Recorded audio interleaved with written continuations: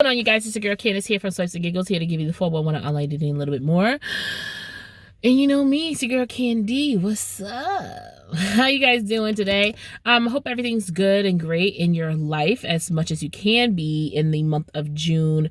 Post let's just say 4 or 5 months in the Rona season, in the United States of America. Make sure that you like, comment, and subscribe to my channel. Make sure you share this with family and friends so that way they can be notified and you guys can talk about my videos together, you know? Cool. So this video, if you can't tell by the title already, is dedicated to my graduating class of 2020.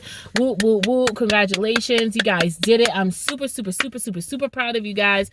I'm so sad that this is how you've had to graduate and this is how you had to end your year and you couldn't do it with all your friends and all your family members. Especially, and you know, the people that you graduated with, you know, if you are graduating from high school, some of these people are people that you've known since you were in kindergarten, if you continuously went through the same school system with the same people all the way through. And so you really wanted to graduate with each other and be like, yo, bro, we did it, before you went your own separate ways and went off to college to start your more abroad studies, fair to say.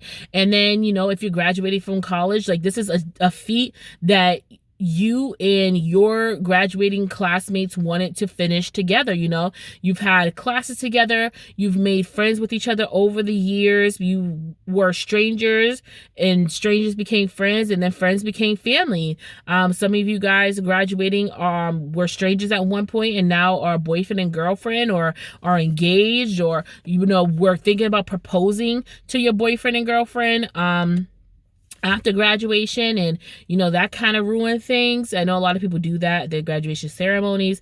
You know, it's unfortunate that you aren't able to celebrate your accomplishment the way that you see fit. And I do apologize about that, even though it's not my fault, it's Corona Lee Jenkins' fault. But you know, it's a very honestly sad occasion. I am upset for you guys, because I know I would be hurt and crushed and like literally crying and begging my mom to let me just have something where I can like celebrate with somebody, you know. But with that in mind, I did want to do a video of the things that I've learned since graduating anything. So I graduated June 5th, 2010. That's when I graduated high school. And then I graduated college May 10th of 2015. So it hasn't exactly been 10 years since I graduated high school. My Lord, I am not old, but Jesus, time moves on. It moves fast. So I just kind of wanted to give you guys the things that I've learned since high school, and especially the things I've learned since college. I don't want to say I've learned like 1, 2, 3, 4, 5, 6, but I'll just give you like some different things that I've learned personally, with, you know, relationship when it comes to friends and company that you keep, and just like, you know, life and career. So as much as you guys know, I did want to start doing broadcasting. I've always wanted to be in broadcasting, radio broadcasting, whatever the case may be. That's just what I wanted to do. And no one was ever going to deter me or make me say, oh, well, we can't do that. I don't know if that's a great accomplishment for you. I've had that on my brain since I was like 12 years old. So ain't nobody going to stop me now, honey. Even younger than that.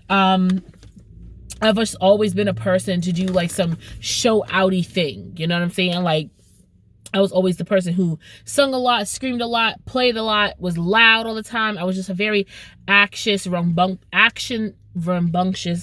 child, action-filled. And you know, of course, growing up in a certain Black household, that might not be the greatest fit for a parent, but I thank God that my parents allowed me to be who I was, obviously to a certain extent. But I'm glad that I didn't get condemned on who I was and how I acted, because then I wouldn't be who I am today. Since I graduated high school, I have especially learned from a lot, that the people who you think you're gonna stay friends with, you typically don't stay friends with after high school. It's the ones that you were close to, but you weren't really that close to, that end up really being your lifelong friends. There are people in high school where I thought, oh my gosh, we're gonna be in each other's weddings. We're gonna be at each other's baby showers. You're probably gonna be the godmother of my kids in the future.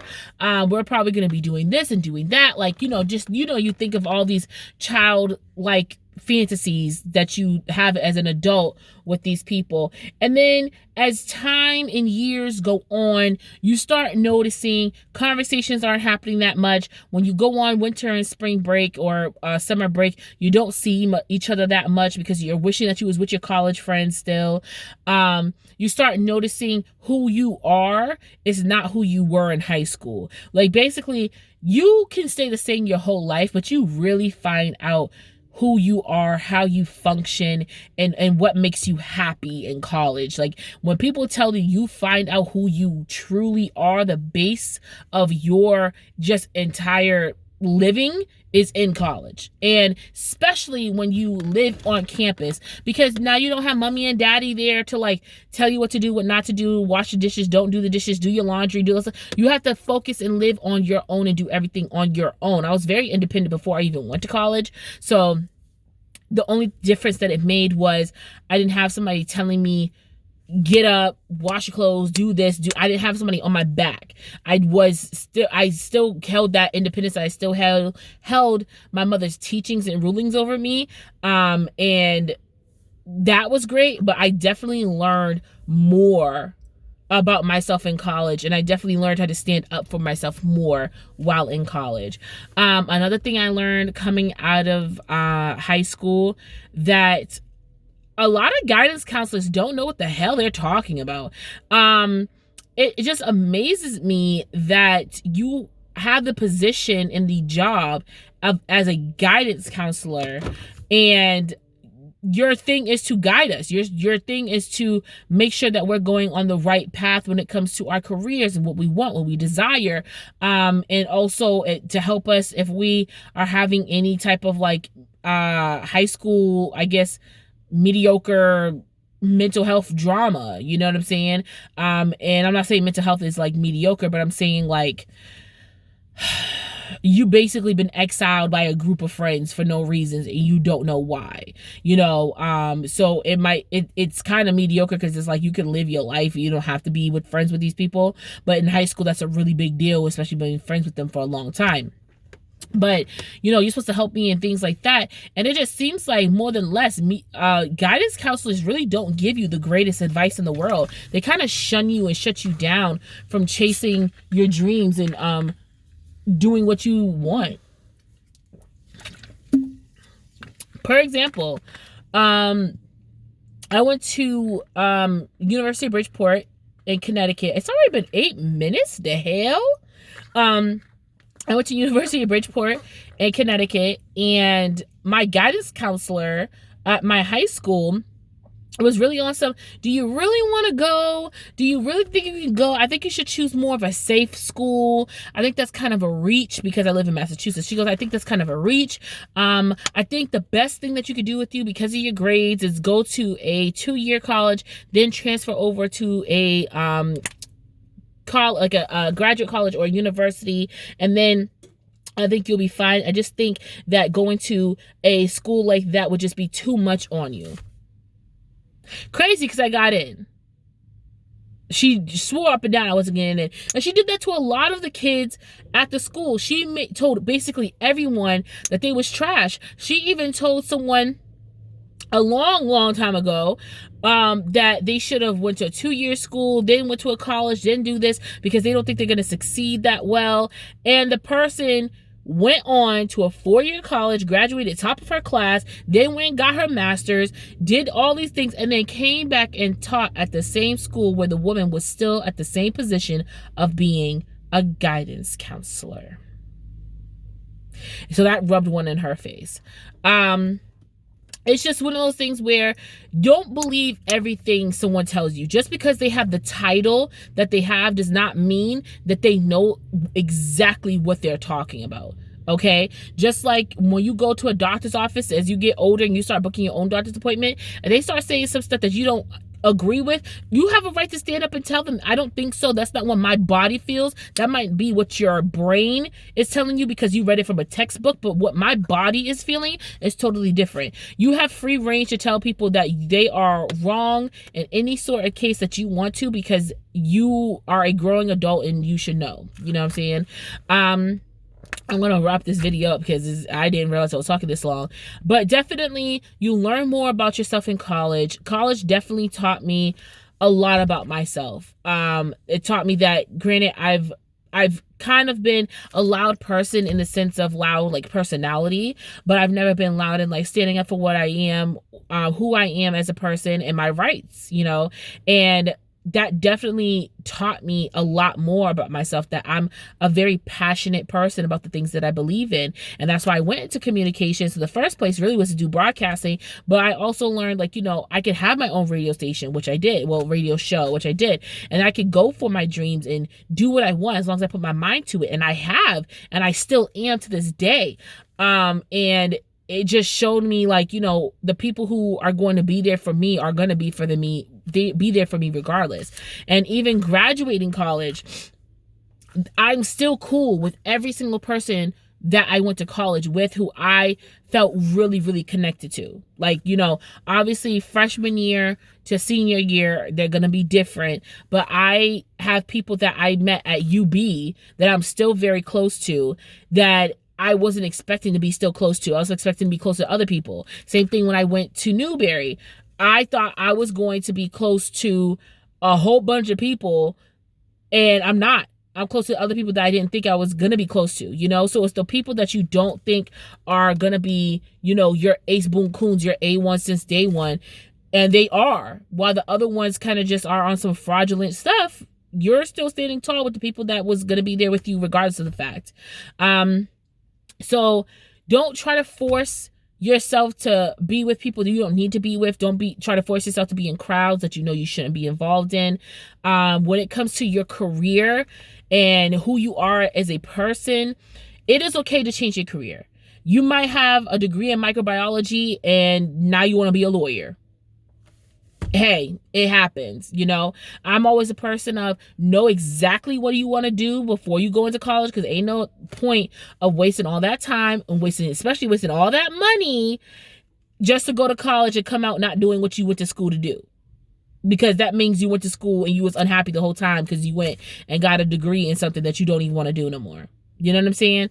So it's better to figure out what you want to do and go forth with that. There's people who got their bachelor's degree and are happy with what they're doing, and they're like, you know what? I actually don't want to do that. And they go into their master's, because you can go do whatever you want after you graduate college and go into what you want, and they get their master's in it, and then they learn from there, you know? So it's just all depends on what brings you complete and utter happiness.